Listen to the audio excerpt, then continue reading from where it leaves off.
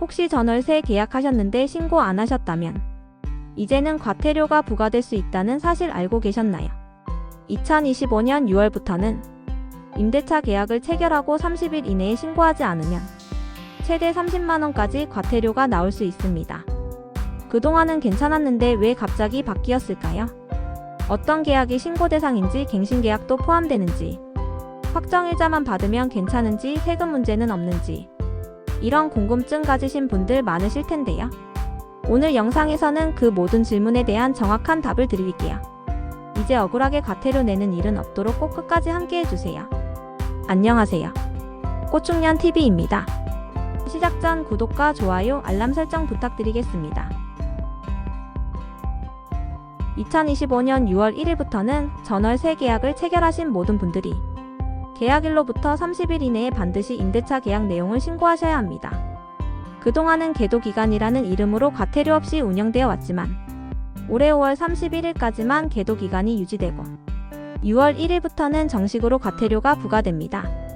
이 제도는 2021년 6월부터 시행되어 보증금 6천만원을 초과하거나 월세가 30만원을 넘는 계약에 대해 신고 의무를 부여한 제도입니다.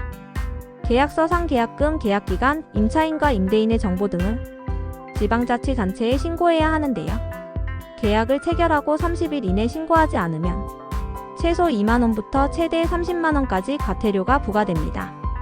과거에는 신고를 하지 않아도 처벌이 없었기 때문에 신고율이 낮을 것이라는 우려도 있었지만 실제로는 시행 첫 해인 2021년 82.2%를 기록했고 이후 매년 꾸준히 증가해 2023년에는 95.8%를 넘어섰습니다. 국토교통부는 이처럼 제도가 안정적으로 안착했다는 판단 아래 과태료를 부과하겠다는 입장을 밝혔습니다. 다만 시민 부담을 줄이기 위해 과태료 금액은 크게 낮췄습니다. 기존에는 신고 지연 시 최소 4만원에서 최대 100만원이었지만 개정된 시행령에 따라 최소 2만원에서 최대 30만원으로 완화되었습니다. 예를 들어 보증금 1억원 미만 계약을 3개월간 신고하지 않았다면 기존에는 4만원의 과태료가 부과되었지만 앞으로는 절반인 2만원만 부과됩니다. 또 보증금 5억원 이상을 2년 넘게 신고하지 않으면 기존에는 100만원의 과태료였지만 앞으로는 30만원으로 낮아집니다. 다만 고의로 거짓으로 신고하는 경우에는 기존처럼 최대 100만원의 과태료가 그대로 적용됩니다. 이번 제도는 투명한 거래질서 확립과 임차인 권리보호를 목적으로 하고 있기 때문에 거짓 신고에는 엄정하게 대응하겠다는 입장입니다. 신고 대상이 되는 계약은 보증금 6천만원을 초과하거나 월세 30만원을 초과하는 경우입니다. 경기도 외 군 지역 등 일부 예외 지역을 제외하고는 전국 대부분이 해당됩니다.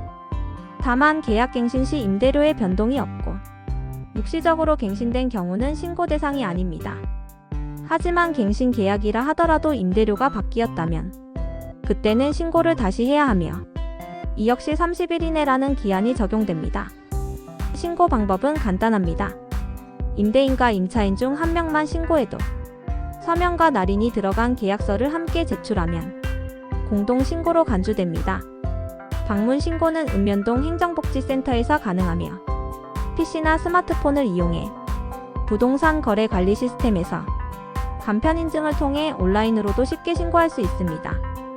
국토부는 과태료 시행 전인 5월 한 달을 집중 홍보기간으로 지정하고 한국부동산원과 함께 전국 단위 홍보 활동에 들어갑니다. 공인중개사, 주민센터, 법원 등기소는 물론 부동산 플랫폼과 HUG 안심전세 앱을 통해서도 신고제도 관련 정보를 적극적으로 알릴 예정입니다. 특히 확정일자만 따로 신청한 분들에게는 신고 대상임을 자동으로 알리는 알림톡도 발송해 혼란을 줄이기로 했습니다. 과태료는 6월 1일부터 위반 사항에 대해 적용되며 실제 부과는 7월 이후부터 본격화될 예정입니다. 따라서 5월 31일 이전에 계약한 건은 신고하지 않아도 과태료가 부과되지 않으니 이 점은 참고하셔야 합니다. 또 하나 중요한 점이 있습니다. 확정일자만 등기소나 법원에서 받으신 경우라도 임대차 계약 신고는 별도로 하셔야 하며 신고 시 계약서를 함께 제출하면 임대차 계약 신고 필증에 확정일자 번호가 자동 기재되어 따로 확정일자 신청을 하실 필요가 없습니다.